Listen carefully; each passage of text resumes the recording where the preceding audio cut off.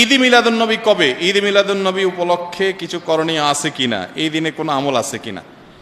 ঈদে মিলাদুন নবী মানে হলো নবীর জন্মের ঈদ, আনন্দ। তো ঈদ থাকলে তো ঈদের নামাজ থাকবে নাকি? তো 12 রবিউল আউয়ালকে যদি আমরা ঈদে মিলাদুন নবী বলি, তাহলে ঈদ তিনটা হলো, ঈদ উল ফিতর, ঈদ উল আজহা আর ঈদ মিলাদুন নবী। তাহলে ঈদ উল আজহা, ঈদ উল ফিতরের তো নামাজ আছে আমরা জানি, ঈদে মিলাদুন নবীর নামাজ কখন আছে? কোন নামাজ নাই। তো বোঝা গেল যে আসলে ঈদে মিলাদুন নবীর নামে কোনো ইবাদতের উপলক্ষ, কোনো অকেশন ইসলামের শরীয়তে কোথাও নাই। তবে এটা ঠিক, এই কথাগুলো আমরা বললে আমাদের কিছু ভাই, যারা আমাদেরই ভাই, মুসলিম ভাই, হয়তোবা তারা মনে কষ্ট পান। তারা মনে করেন যে এরা নবীর দুশ্মন, এদের মনের ভিতরে নবীর মহব্বত নাই, নবীর ভালোবাসা নাই। ভাই, নবী সাল্লাল্লাহু আলাইহি ওয়াসাল্লামের জন্ম দিবস উদযাপন করলেই তার প্রতি ভালোবাসা আছে, আর না করলে নাই। এই যোগ বিয়োগ করা এত সহজ, শর্টকাটে হিসাব করার ক্ষমতা আপনারা কে দিছে? এই অধিকার আপনাকে কে দিছে? ব্যাপারটা এরকম হয়েছে যে দেশের প্রতি আমার ভালোবাসা আছে কিনা। আপনি আমার দল করেন তো আমি বলবো আপনি দেশপ্রেমিক, আপনি আমার দল করেন না তো আপনি দেশদ্রোহী। ব্যাপারটা সেরকম হয়ে গেল না ভাই? আমার দেশপ্রেম জাহির করার জন্য আপনার দল করে তাই প্রমাণ করতে হবে, এটা যেরকম অযৌক্তিক, ঠিক একইভাবে নবী করিম সাল্লাল্লাহু আলাইহি সাল্লামের জন্ম দিবস উদযাপন করে তার প্রেম, তার ভালোবাসা জাহির করতে হবে, এটাও এরকম অযৌক্তিক।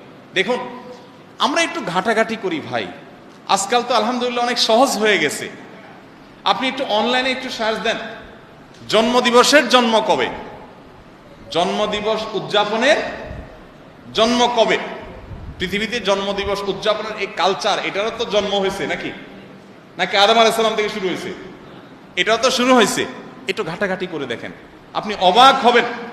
খ্রিস্টানরা পর্যন্ত তাদের ধর্মীয় ভাবে জন্মদিবস উদযাপন করাটাকে তারা নিষিদ্ধ করেছে।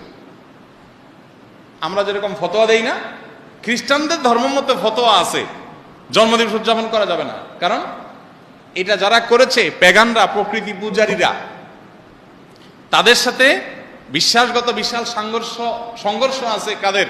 খ্রিস্টানদের। কালের আবর্তে খ্রিস্টানরাই এসে সেটা আবার নিজেদের গায়ে ধারণ করেছে। তারা এখন তাদের নবীর জন্মদিবস উদযাপন করে। আমরা মুসলমানদের অনেকে বহু পরে এসে, মিশরের এক শাসক, তিনি এসে চিন্তা করলেন খ্রিস্টানরা তাদের নবীর জন্মদিবস পালন করে, তাহলে আমাদের নবীর জীবন আমরা পালন করলে সমস্যা কি? এই শুরু করলেন তিনি, এবং তারপর থেকে এটা শুরু হয়ে গেল। ডক্টর আব্দুল্লাহ জাহাঙ্গীর রহমতুল্লাহ রাহে বেলায়েত বইতে বিস্তারিত ইতিহাস পাবেন, পড়ে নেবেন। তো আপনি একটু অনলাইনে সার্চ দেন না, তাহলে তো পেয়ে যাবেন এই জন্মদিবসের উদযাপনের জন্মটা কবে থেকে। আমাদের প্রিয় নবী সাল্লাল্লাহু আলাইহি সাল্লাম নিজে তার জন্মদিবস উদযাপন করেছেন?